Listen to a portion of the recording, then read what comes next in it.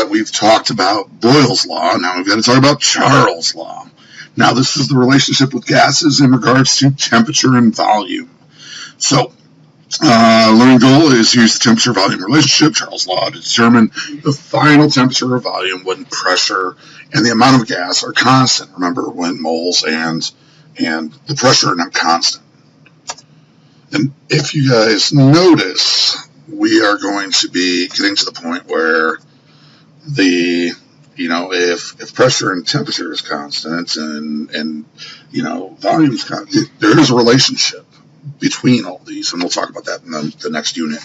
All right, so Charles' law states that the temperature of gas is directly related to its volume when pressure and the amount of molecules in there, or moles, are constant.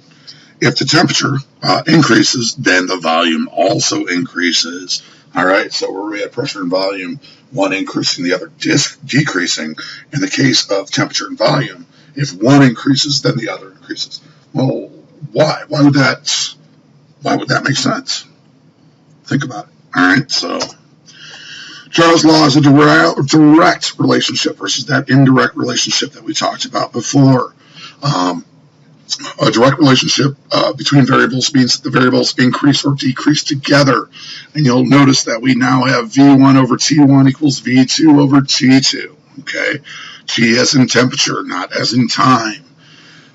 But again, this is only if there is no change in moles and no change in pressure. Okay? So neither one of these changed, then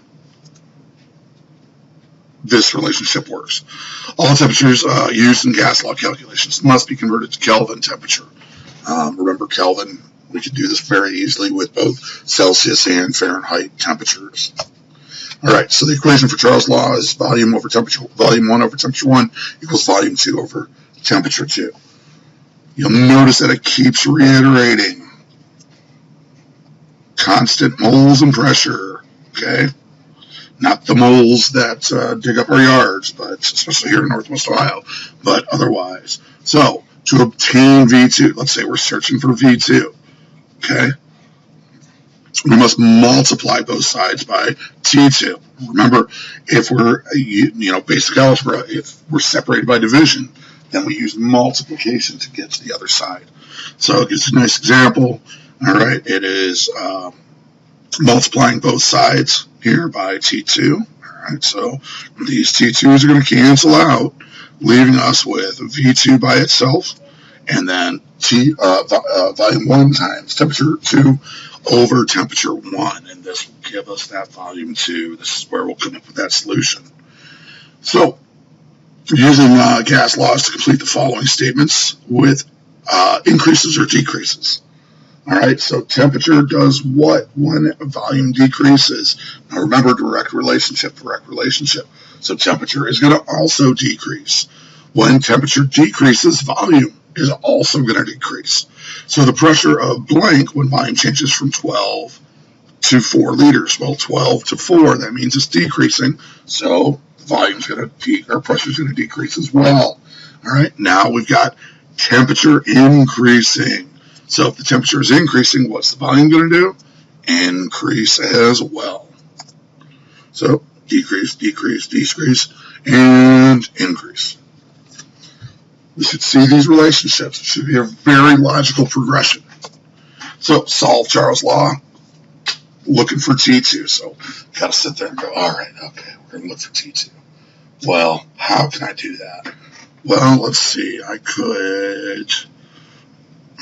could bring volume 2 down here, but then that's going to leave me with 1 over T2. Well, that looks kind of messy. I don't know if I want to do that. So instead, what I may do, let's see if there's an eraser on this. Yeah, let's oh, that's pretty easy. Sweet. All right, so instead, what I'm going to do, or what I would suggest doing if I were you guys, is instead, if I want T2, I'm going to go I'll take T2 up there, and then I'm going to bring V1 down here, and then I'm going to bring T1 up there. All right, so that's going to give me V2 times T1 over V1, and that's going to give me my temperature, my second temperature by itself. Let's see how they do it. Okay, so they say cross multiply. Hey, I think we were just working on that. Solve for T2. All right, so they brought over T2 over here. Volume 1's cancel, and we're left with T2 by itself over here. All right, very simple. Now, then again, or after this, we just go plug and chug. Whatever numbers we have, we know we're looking for temperature 2. So they give us the numbers, and we can just plug and play. All right, so balloon has a volume of 785 milliliters at 21 degrees C. If the temperature drops to 0, what is the new volume of the balloon? Remember, moles and pressure are constant at this point. Okay, so we organize the data. We know the volume of volume 1. Right, 785. We know right here temperature 1 in Celsius, okay, 21, and that's going to equal 294 Kelvin. Well, how do we know that? Well, 273 degrees Kelvin is 0 Celsius, so we add 21 to 273, giving us 294. Okay, T2, right here, 273 Kelvin, because it drops to 0. Okay, and we want to know volume 2. So it says rearrange the gas law equation. Okay, so we got our volume 2 here by multiplying by T2 on both sides, giving us V1 times T2 over T1. All right, now it's plug and chug. Step 3, we're going to substitute values. 785 milliliters, 270 times 273, that's 0 degrees Celsius, over 294, and that is going to give us 729 milliliters. Okay, well, that number is less than our original volume. Does that make sense? Well, we know that temperature drops, so therefore volume is going to drop as well. That's it. It's just that easy. Charles' law. Okay, we've got a relationship between temperature and volume. Boyle's law, we've seen a relationship between volume and pressure. All right, so we've got these relationships.